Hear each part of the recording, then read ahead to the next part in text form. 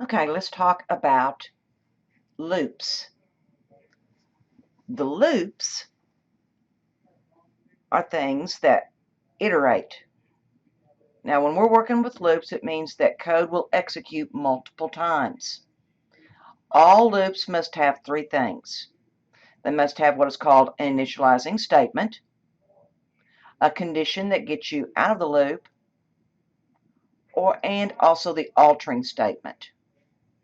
For instance, if I was going to work with one of our types of loops, the for loop, then it has all three parts right in one spot.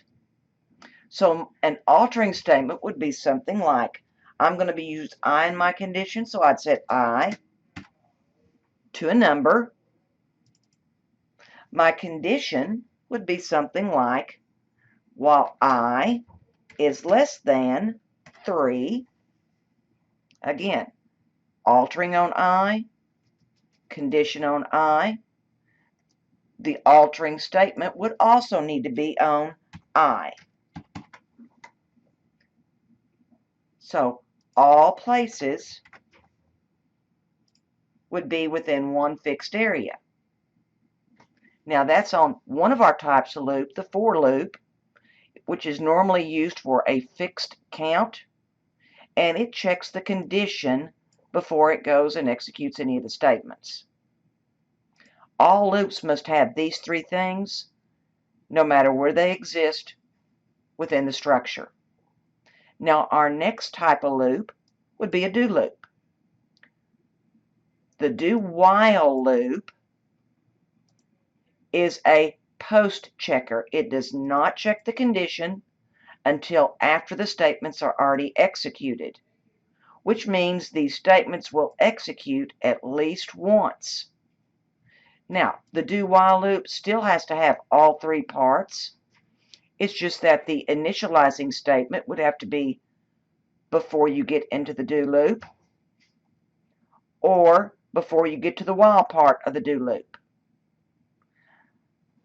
The condition is at the end, and the altering statement has to be inside the loop. And again, the altering statement must be set so that the condition is based upon the variable of the altering statement to get me out. The do while is perfect for things like entry validation. Now, our last type of loop is the while loop. The while, the condition is checked before I execute statements. So that's why the while is called a pre-checker. This code may never execute if this condition does not let us in. Think of these as saying, do these statements while this condition is true. Just like on the while this condition is true, execute these statements. Now, these are the basics on how to set up your loops. Let's, inside our next video, actually go in and do some of the loops using a file that you can download from our Canvas site.